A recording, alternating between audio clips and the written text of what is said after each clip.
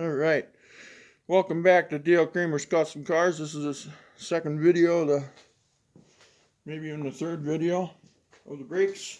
I moved the camera, everything went the heck on me, so I screwed that all up. So we're just gonna finish up.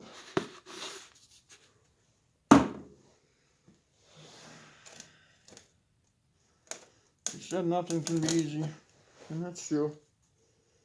How you guys doing today? This is continuation of finishing up on installing the brakes on the Dana 60 conversion.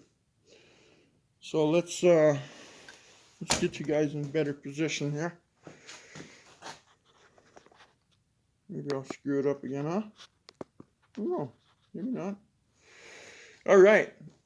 So in the last videos, you've seen what I explained everything. So this is another video. Unfortunately, it wasn't meant to be separate, but I moved the camera and things just went AWOL on me. All right. Oh, I got that backwards, don't I? Okay, we're going to slide that all together, hopefully. Just like that. Okay, and then we're going to take these. We're going to take the slider bolts, I call them. We're going to put some NICs on them. And these people always crank on and you don't have to. God, I've taken brakes apart working at auto shops and oh my Lord, they snap off. And then some people don't use NICs. Some people tell me I use too much. Yeah, I probably do. But the next guy that takes it apart probably would want to thank me for it. For doing that. Okay, one more.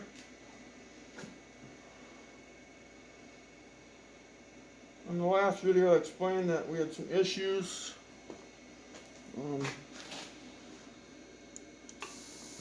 You gotta watch that video. I'm not gonna go through all that again right here. Just gotta watch the video and you'll understand it.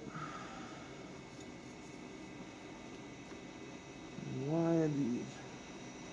These always have trouble lining up.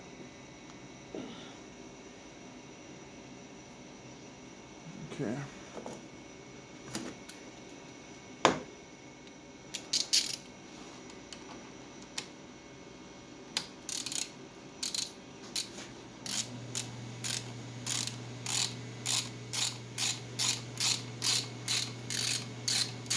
Well, that was no problem. Before we tighten that up, let's make sure this one's lined up properly. Which it is.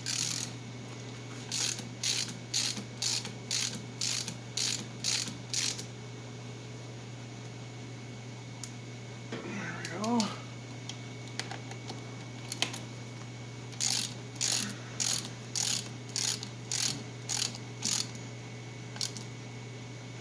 There we go. Okay. Now we'll rotate it. Make sure there's no binding. Which there isn't.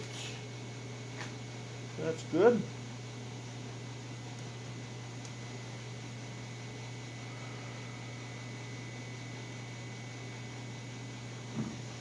So this is a continuation video. Now, did you catch all that? Looks good. So now, let's see, what I'm going to do, I should wash up a little bit. I should take you for a tour on the rear end here. But, the only thing is, I'd like to tip it up now since we got it done. You guys can hang on just a second here. I'm going to move some of this stuff so we can tip it up.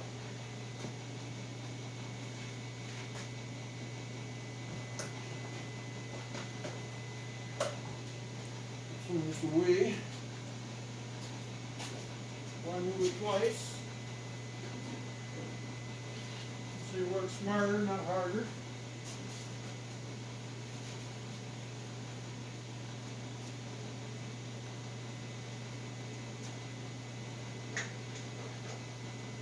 Alright. Getting this anti-seize off my hands right now.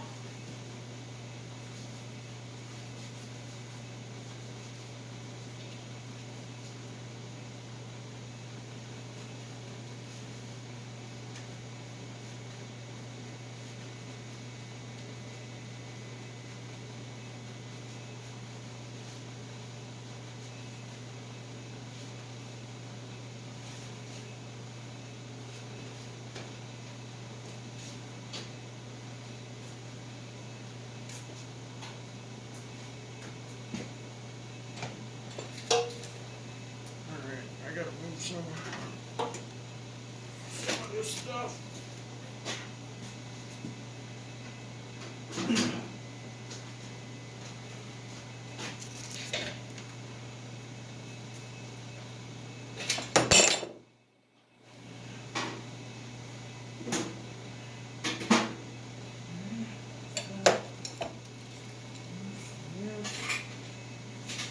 Be doing this right now.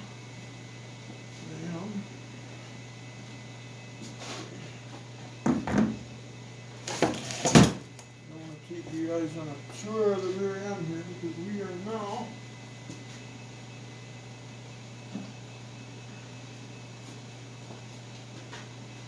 explain some of the problems I had here.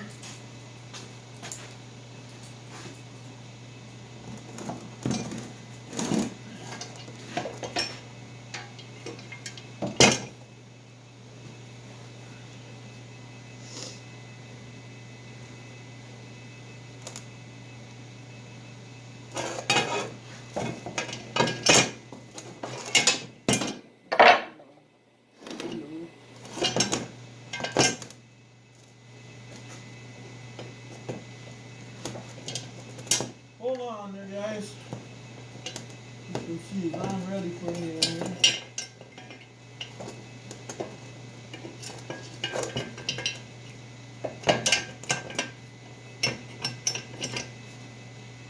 Just about done screwing around here.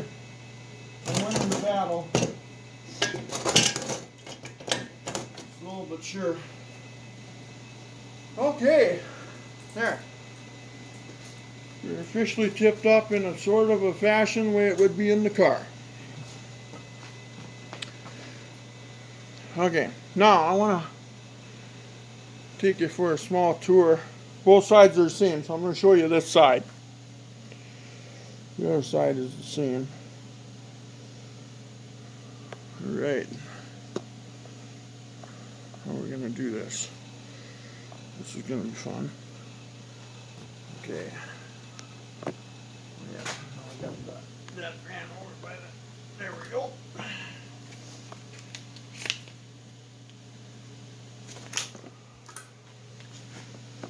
Okay. Now, hopefully I don't destroy the recording again like I did with already once. Alright, here we go, guys.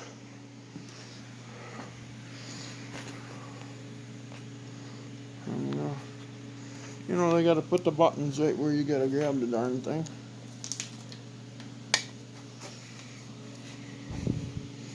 Okay.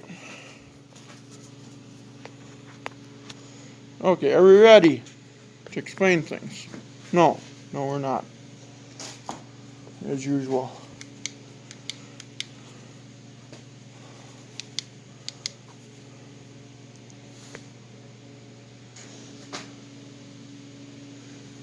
All right.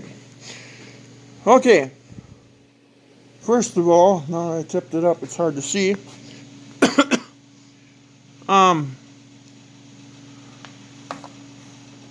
These bushings, and there's 4 of them, because there's four mounting bolts here. You know. You got one here.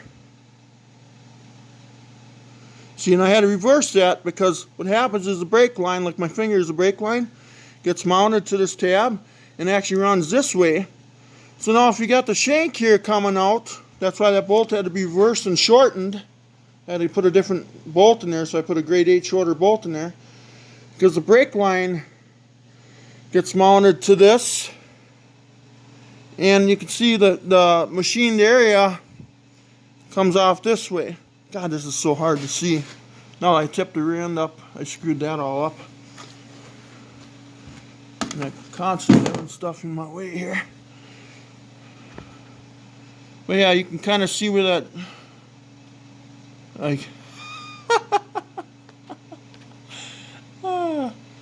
anyway, so the brake line has to go inward. Well, then that shank would be in its way. So I had to reverse that bolt. Then the bolt was too long after I had to redo the spacers because the bolt would hit the rotor. So I had to shorten up the bolt. So I had 2 brand new grade 8s I put in there, which I think they all should be. And then the spacers here, you can see I use nuts in there now. And on the other videos you can watch me do it. Because what happened was that the caliper here, God, I can't hold the light and point and do everything here at once. The caliper doesn't slide over far enough, you know. So I use those nuts instead of those spacers that are laying down there. See them? So anyway, those spacers have to be turned down about 3/16 of an inch, you know. And then I can put them in there. But those nuts will set it up fine for now, you know. So anyway, that was the problems, you know. So anyway, it looks like I got to unplug it, and I don't know if I'll run out of battery juice.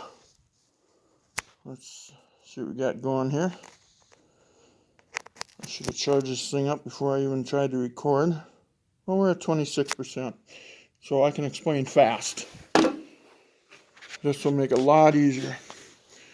So anyway, that's kind of the bird's eye view of it, you know. So if you look at the starting video number 1, episode number 1, you know. But yeah, I replaced the pinion bearing. That was, or not the pinion bearing, pinion seal, pardon me. See, I'm talking funny again. And then, because there's so much stuff I'd like to tell you. And I put the chrome cover on it so it goes faster, you know. And then I made that tag, and it says 410s posi, you know. So I made that up and put that on there. And then there's another view of the brakes, you know. But I had to do the same thing on this side again. And it's nothing to do with narrowing it. Because the bearings, you know, the bearings have to go on the axle. They go on until they hit. This cup, you know, welds onto here. So and the bearing fits in here, you know, so this has nothing to do with it either. It's with the kit is the problem. And but otherwise, I gotta say, with those couple repairs, you know, like no. I'm gonna set you guys down for a minute. Hang on a minute. No fighting now. Everybody, get along now. Gotta find the hose that's open here. Here, I'll open it again. How's that sound?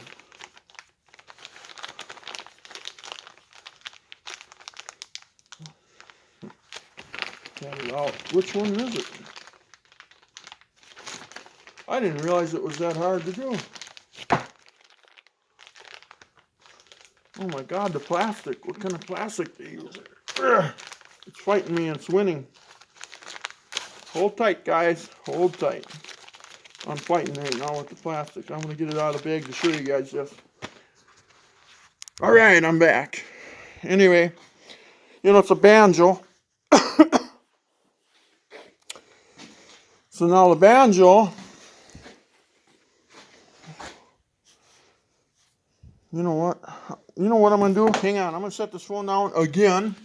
and turn the rear end back down. Hang on. Sorry guys, I apologize for the inconvenience. But this way you guys can see it better. Okay, I'm turning the rear end down where it was. Now I can explain this better. No more screwing around here. Everybody gotta straighten up. So you can see right there, that bolt there, see how I had to reverse it? They're all going, all four would be going this way, Let's see how I reversed that one. Because now I had to reverse that one because now this banjo goes this way. Goes towards the rear end housing. Hopefully you can see that kinda. You gotta screw that bolt out, And now with that shank knot there, this will fasten right up really nice and pretty. You see what I'm saying? So, because it's a banjo. I wonder, God, I don't want to get nothing dirty here. Pull this out quick.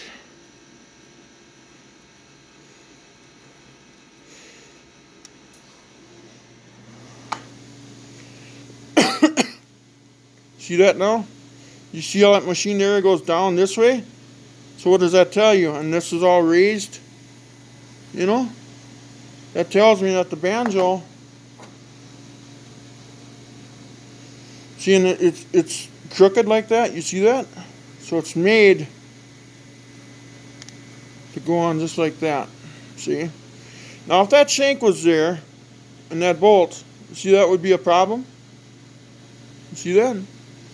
As the caliper floats back and forth, that could run into it. And here it's running underneath that other one, So it's missing that one. So yeah, now you can see why I had to do that. So that was engineering on their side. But you can see how it's machined right here. So the banjo can go that way. It would never tighten up. I mean, it's possible you could start doubling up copper washers on it, and then you could turn the thing from this way, you could turn it this way or whatever, But anyway, that's it. Rear end is now done. Later on I'll have to grind this off and weld my brackets on when I start mounting in the chassis, but that's way down the road yet. And sorry about my lighting bouncing around. Hang on a minute. We can wait. This will work. Then I apologize for all that. But let's see. Let's tip it up one more time. Hang on now. No fighting again now. Everybody behave. Hey, I told you guys behave. Hang on a minute. Okay. Now it's tipped up like it's in the car, kinda. A little bit of a too much angle, but well, never know. That might be enough. But you guys can kind of see what the final products look like. I think it turned out just fine. So she's done now. I'll put the brake lines on it, and then I'll put plastic bags on the ends to preserve the rotors with a little spray, a little D40, and then I'll roll her on 2 carts and I'll put her away for now. And then you guys are going to watch me put it in eventually. If you keep following and liking and subscribing, it's going to go in the same car where this Mustang 2 cross member is going into. And that steering column that you see laying there. And I got it already, so. But we're going to do a whole series on building the whole car. Building the frame and everything else. And right now, we got so many irons in the fire, and we got to do it all in steps. But anyway, please like and subscribe. So now, before I conclude the video, now this rear end started out as a 1969 Ford F100 heavy duty pickup rear end. It's a Dana 60 410 power lock. Okay. Then it's a 30 spline. Okay. So then you can put 8 3/4 axles in there. Okay. But you got to use the 8 3/4, and the Dana 60 passenger cars have the same type of ends. So yeah. So I narrowed this thing up, and then I put the 8 3/4 housing ends on it. And then I had Dutchman axles out of Idaho, cut and resplined the factory 8 3/4 axles that I took out of the Challenger. So cut and respline them accordingly to after I had my housing narrowed. You know, then I knew what I had to do here. And then I installed green bearings on the end of the axles. Then I put an inline tube disc brake adaptation stuff on there, so I adapted it over to disc brakes. And then obviously if you look at the previous videos, you'll see the couple problems that I had, but I re-engineered it. I think it'll work just fine. It's not my first rodeo. So yeah, so that's what it is. So now I got a nice Dana 60 with 410s in her, power lock posi, you know, and it should be good enough for what we're going to use it for. And that's a surprise. That's coming down the road here. So we got other things to do. We got to rebuild trannies, build chassis. We got this 400 we're working on here. That's on other videos if you want to watch them. I'm waiting for parts, and now tomorrow's Thanksgiving of 2023. So, but yeah, please like and subscribe, guys. I would appreciate it. And there's going to be a lot more stuff. Oh look, there's a Hemi over there. I wonder what that's going to, well, that's another surprise. That's going to be rebuilt, so into something really cool. But we'll talk to you later, and take care. Happy Thanksgiving to all. Please like and subscribe. I could use the subscribers. And that way you guys can just keep seeing as we build. Take care. Bye-bye.